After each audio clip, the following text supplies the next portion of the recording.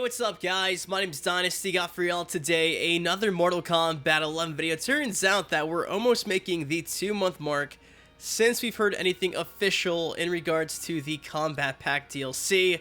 The last time we got anything in regards to the Season Pass, if you will, goes all the way back to March 22nd at the C2E2 panel, where we got our first look at the crypt and of course confirmation that indeed Shang Tsung, being played by none other than Cary Tagawa, would be the first character in the Combat Pack DLC. And like I mentioned, that was all the way back in March 22nd. We are now on the 14th of May, nearly 2 months since we've seen this confirmation, and since then we've gotten a whole lot of nothing. Zero has been made official. We've seen Ed Boon kind of tweet about the DLC like one time, and that's it. Now thankfully people have found a bunch of DLC files in the actual game, but outside of that, we got nothing else. Now, take it for what you will with those leaks. I think they are legit, considering the fact that there's like entire intro dialogues, and I mean, all this stuff was found inside the actual game files, so I think it's real. But in terms of like official stuff, we've seen nothing, which is really odd, because going back to Mortal Kombat X, we got the first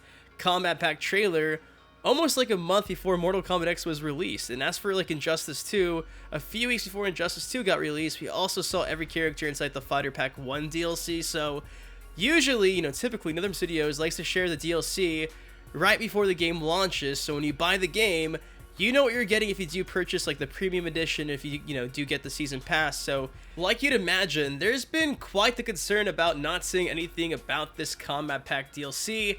And the good guys over at PlayStation Lifestyle might have an answer why we've not seen anything at all from NetherRealm Studios. So with that said, let's break this down and let's get into it. So first things first, they made this right here. It says, reports NetherRealm reducing overtime and surveying employees following allegations of poor work conditions. So in case you've been living underneath a rock, pretty much NetherRealm Studios has been getting blasted with a ton, and I mean a ton, of bad PR and allegations about the studio environment being super bad.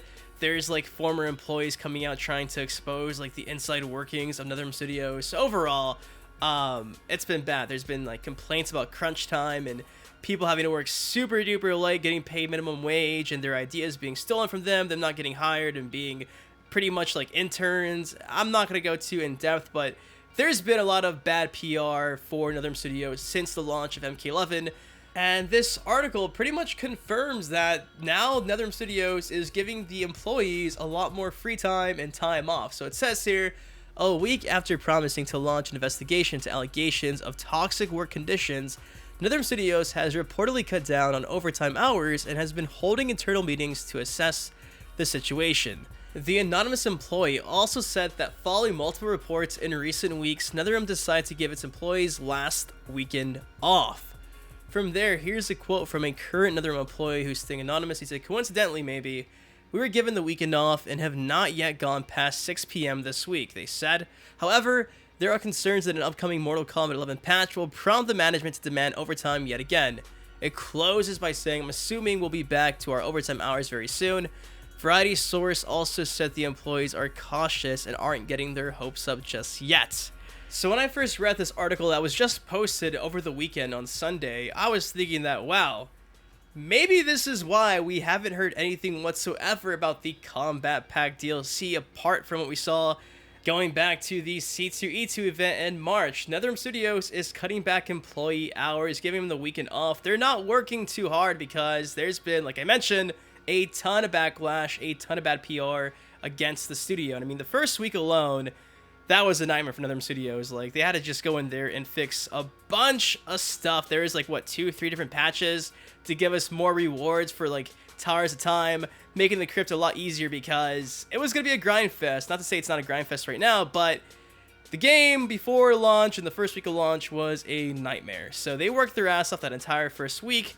The game is now actually a lot more enjoyable, knowing that though it is a bit of a grind, you're getting rewarded a lot faster than you would have been if nothing was changed. So I think NetherRealm Studios, with them cutting back on employee hours currently, with them trying their best to make the game a lot better than the whole nightmare was the first week, I think it would have been like in bad judgment for them to have been like, oh yeah, I know the game is kind of a grind fest, and I know we treat our employees bad according to these allegations, but buy some DLC. I think they're handling this really well. I think they're trying their best to just be patient and wait for the game to be fixed, make sure all these allegations get addressed, and then we'll get DLC. I think that's honestly the reason why they're doing this. I think they're kind of delaying it because they don't want to come off as scumbags. Like, oh, I understand you're concerned about our employees, but by the way, buy Spawn, buy Ash from Evil Dead, buy Sindel, buy Nightwolf. You feel me? I think honestly, they're trying to make sure everybody's happy, and then when everything dies down, everything gets fixed,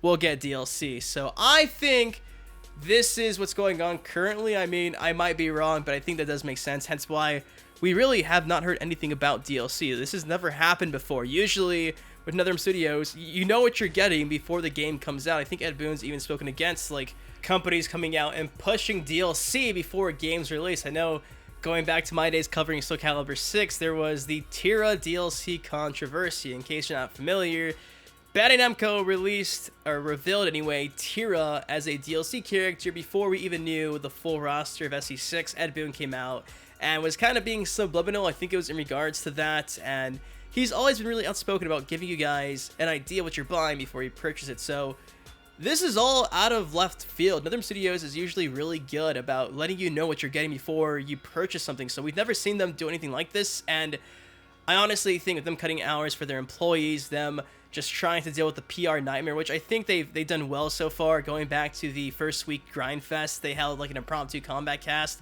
It was 10 minutes. Tyler Lansdowne and Derek Kurtzik were, I don't know, I felt bad for them. They were super uncomfortable, I felt like, but they got to the point. They mentioned how they knew the game was wrong. They knew that the game needed to be fixed. They knew that people would think that the game was probably trying to push you to purchase microtransactions. They addressed all those things head on.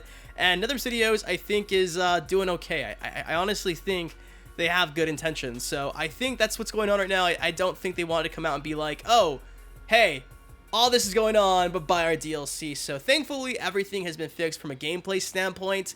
The game is no longer a complete nightmare. It's a grind, but it's at least a fun grind, a rewarding grind, if you will. In regards to the employees and their treatment, I think it might be this article from PlayStation Lifestyle where they mention how currently there's like surveys being passed around. They're taking a bunch of requests on, you know, how things in the studio could be fixed and changed for the better. So they're trying their best, I think, to make things right. I'm not standing here trying to like defend other studios because some of these allegations are really messed up. Like, one employee apparently got diagnosed with PTSD working on fatalities because in order to create fatalities in this game, they were tasked to look at like source material from like real life occasions, like seeing bodies hanging and seeing people get decapitated, stuff like that. And pretty much confirmed to me that I never want to work in the gaming industry at a studio because I can't even imagine having to look up like people dying for fatality ideas, which is just insane to me. But yeah, there's a lot of these allegations that I think have